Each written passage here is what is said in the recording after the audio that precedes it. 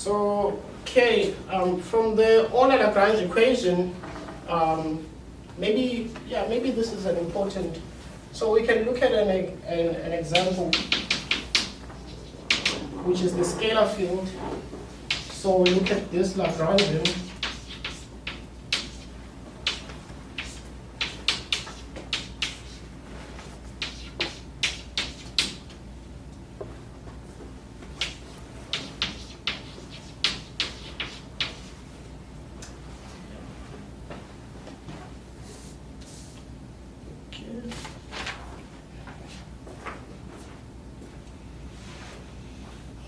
That's a plus. Okay, so from this, we can, if we apply, okay, you can convince yourself, if we apply this, we can write it like, compactly like this.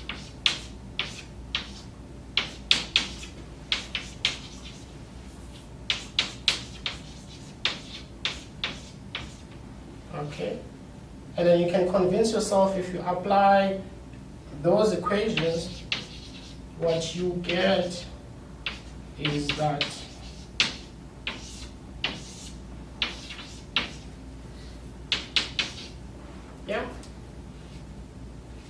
and what we can do is, to solve this equation, we can look for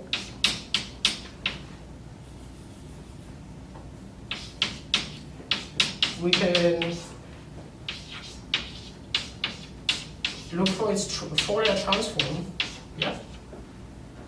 okay, which is something very familiar. Nothing new at the moment. So E R X, okay, and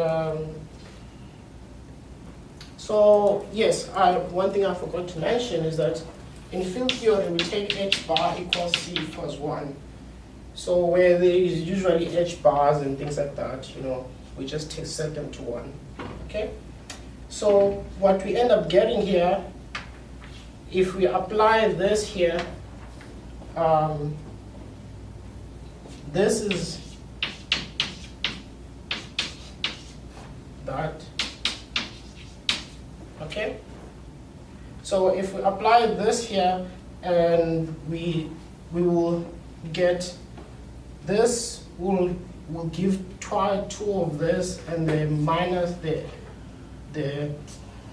this I squared will cancel with that one, and then what we get is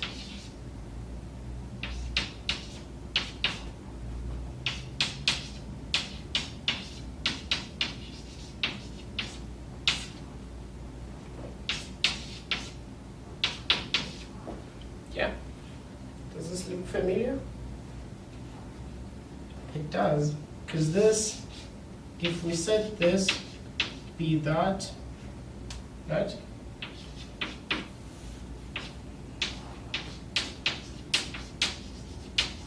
We get the harmonic oscillator, yeah? So, just at the interest of time, okay, so because we get that becoming exactly the same as like the harmonic oscillator, but the difference is that we're not only getting now omega, we're getting omega that depends on p.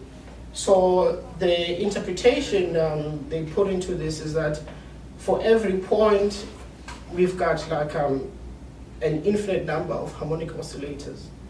So and that's one of the problems with field theory, is the infinities, which Prof Elena deals with every day. So from that, we can safely import everything we know about, simple harmonic oscillator, and what we get is that now for the A and A dagger operators, which we will get an analogous that depends on P, right? So everything will be similar. Now for H equals to A dagger A plus half, okay? We'll get a similar thing now, but because it depends on P, we'll sum over all the momenta. So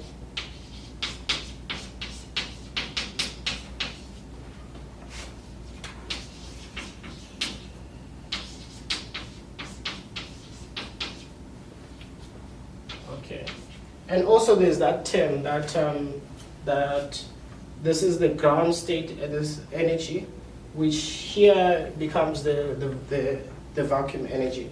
It's also there, but normally they drop it because we measure physics relatively. So what I wanted to convince you is that there's nothing bizarre, as you can see. Like everything looks so normal. The only adjustments is that now you've got many quantities you're dealing with. So there's no reason to freak out about field theory in that sense. And similarly, we had that becoming our state, and we can do the same thing here.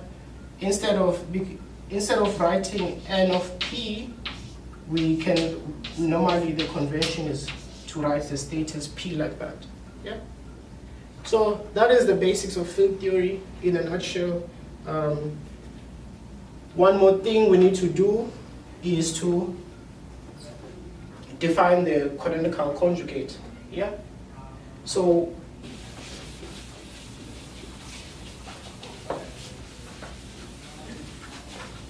this is only for scalar fields, right? yeah. This is the example. This was for scalar field. Yeah. Okay. So the canonical conjugate will be defined as that. Okay? And now if we have, these are two operators, so now phi and pi are operators. To quantize the theory, we impose a canonical, we impose a commutation relation. Sorry. Okay. And it all looks the same. Nothing strange or bizarre happens,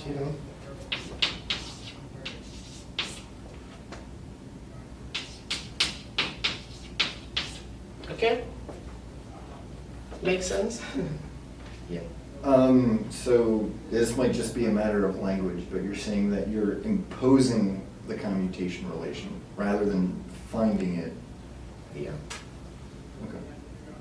No, I think they should follow from the definitions. Yeah. Well, I mean, normally quantizing would mean this. And yeah, there are many other ways of quantizing the theory. Another way is looking at it in terms of the path integral formalism. And there's a book by Anthony Z that does it like that. And all you have to do is calculate a series of Gaussian integrals, which are nothing. Okay. So for the interest of time, I'll just because now you've seen how the structure of the theory, I can now just show you the results, and you can take it by faith that they are true. Okay. Okay. So our main interest is to study Feynman diagrams, and what we want to do.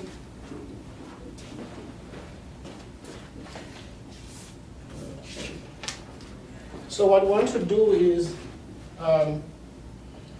say you've got an electron coming there, yeah, and